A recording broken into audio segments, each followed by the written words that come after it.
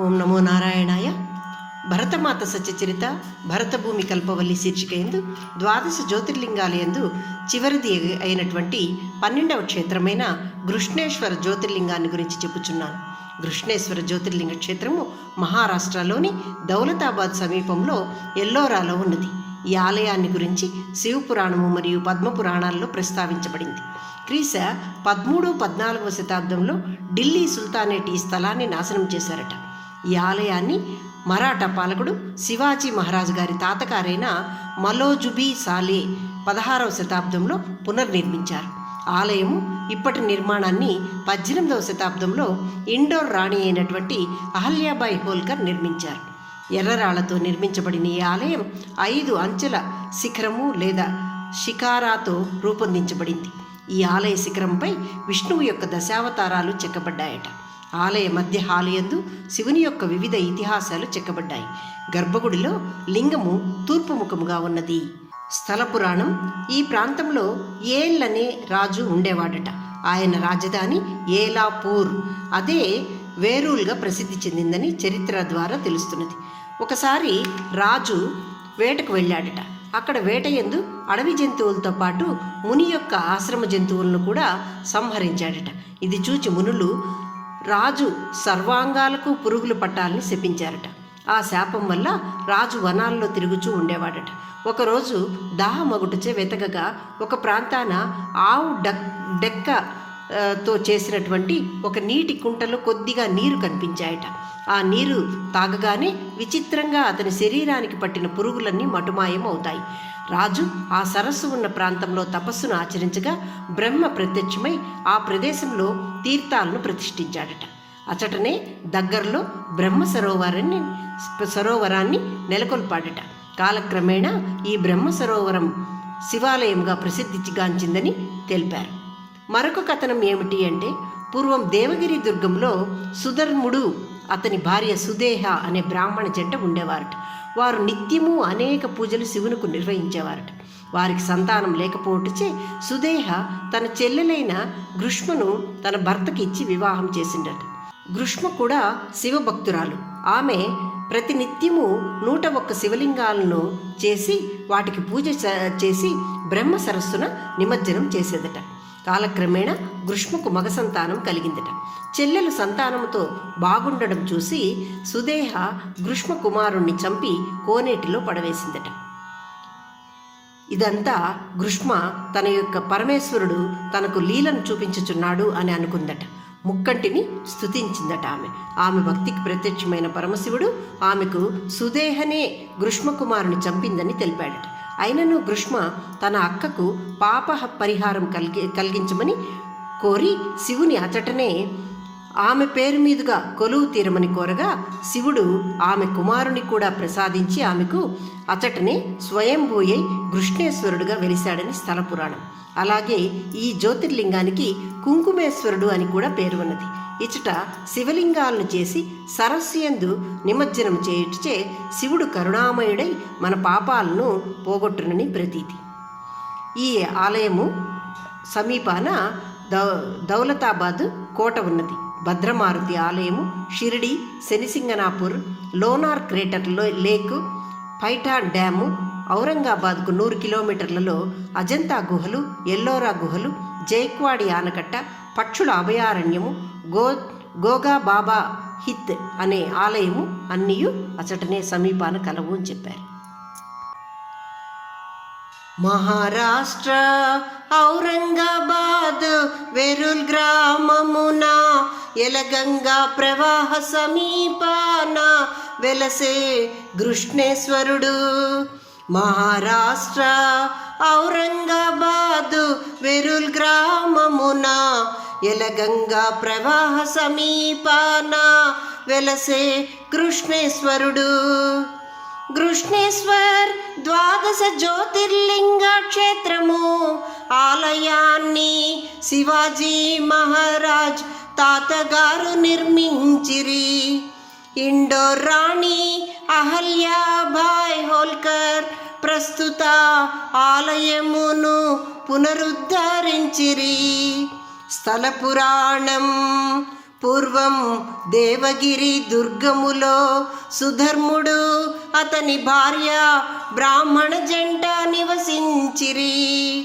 సుదేహ వారికి సంతానం కలగలేదని తన చెల్లి కృష్ణతో భర్తకు వివాహం చేసెను.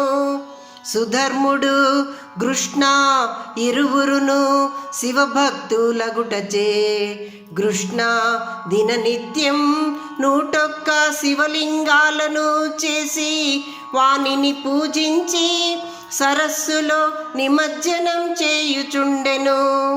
కృష్ణకు అనతి కాలంలోనే కుమారుడు జన్మించెను. సుదేహ కృష్ణపై అసూయ చెంది ఆమె కుమారుని చంపి సరస్సున విసిరెను. కృష్ణ ఇది పరమేశ్వరుని లీలని ఎంచి మరలా శివలింగాలను చేసి నిమజ్జనం చేయుచుండెను. ఆమె భక్తికి మెచ్చిన శివుడు ప్రత్యక్షమై ఆమె కోరిక మేరకు తన పుత్రుని ప్రసాదించి సుదేహకు పుత్రహత్యా దోషము పోగొట్టెను. కృష్ణచే పూజించబడిన శివుడు ఇచట కృష్ణేశ్వరుడై వెలసెను. ప్రస్తుత కాలమునందును ఇచట శివలింగములు చేసి సరస్సు యందు నిమజ్జనం చేయుట ప్రతీతి. 2వ కథనం. ఏల్రాజు వేటకు వెళ్ళి వేటయందు ఆశ్రమ జంతువులను సంహరించెను. ఋషులు అతని శరీరమునకు పురుగులు పడునని శాపమిచ్చిరి. రాజు అడవిలో తిరుగుచు దాహార్తి అయి ఒక కృత్రిమ నీటి కొలను యందు నీరు తాగెను. రాజు శరీరమునకు గల పురుగుల పుండ్లు నయముగాంచెను. అంతరాజు అచటనే తపస్సు చేయ బ్రహ్మదేవుడు ప్రత్యక్షమై ఆ సరస్సును బ్రహ్మ సరస్సుగా పవిత్రము చేసెను. దీనినే ఇప్పుడు శివాలయం కృష్ణేశ్వరాలయం అనిరి. 3వ కథనం. సరోవరం వద్ద శివపార్వతులు చదరంగం ఆడి శివుడు ఓడిపోవుటచే కోపగించి కామ్యకవనానికి పోయెను. పార్వతి శివుని వెదకుచు దాహార్తి కాగా శివుడు ఆమె కోసం గంగాధారను సృష్టించెను. పార్వతి కుంకుమ అలదుకొనుటకు కుంకుమ కేసరిని తన అరచేతిలో సరోవర నీటితో కలిపెను. ఆమె చేతులు వృత్తాకార కదలికలు ఘర్షణనగా కృష్ణను కలుగజేసి ప్రకాశవంత కాంతి స్తంభం ఏర్పడెను. ఇదియే కుంకుమేశ్వర కృష్ణేశ్వరుడు అనిరి.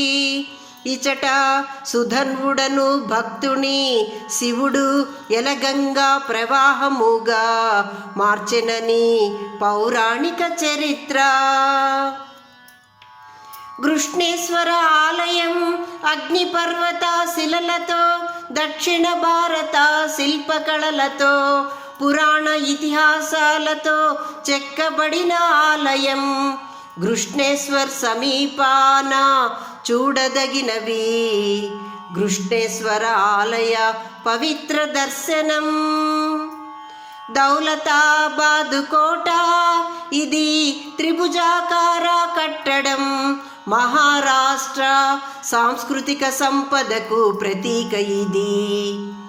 2వది భద్రమారుతి ఆలయం. ఇచట మారుతి విగ్రహం నిద్రిస్తున్న భంగిమలో ఉన్నదట. లోనార్ క్రేటర్ సరస్సు.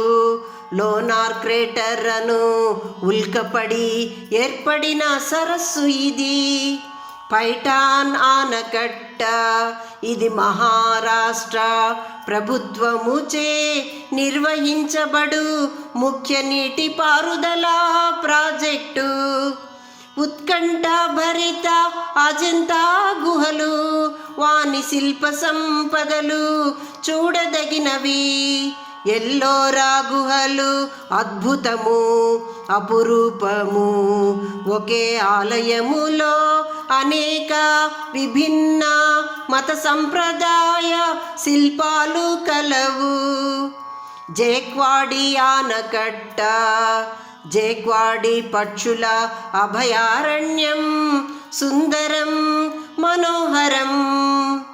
గోగా బాబా హిల్ ఆలయం కొండపై ఉన్నది. దీని వృత్తాకార వలయము నగర అద్భుత దృశ్యాన్ని మనకు అందించును. షిరిడి సాయిబాబా ఆలయం శ్రీ సమర్థ సద్గురు సాయినాథుని దర్శనం.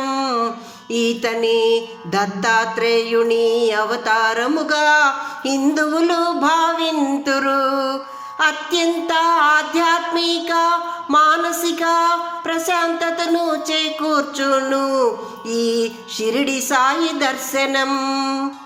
శని సింగనాపురము ఇచట శని దేవాలయం అత్యంత ప్రసిద్ధం. బహిరంగ ఆకాశ ప్రదేశమే ఆలయమై విశేష తైలాభిషేకములతో అలరారుతున్న ఆలయం. శ్రీ శంకరులు కృష్ణేశ్వరుని ఈ విధమున ప్రార్థించిరి. ఇలపురానే అందమైన నగరములో నివసించే మరియు ఆటలాడు విశ్వశ్రేష్ఠుడు కరుణామూర్తి కృష్ణేశ్వరుని నేను ఆశ్రయింతుననిరి. మహారాష్ట్ర ఔరంగాబాద్ వెరుల్ గ్రామమున ఎలగంగా ప్రవాహ సమీపాన వెలసే కృష్ణేశ్వరుడు. మహారాష్ట్ర ఔరంగాబాద్ వెరుల్ గ్రామమున ఎలగంగా ప్రవాహ సమీపాన వెలసే కృష్ణేశ్వరుడు. ఓం నమో నారాయణాయ.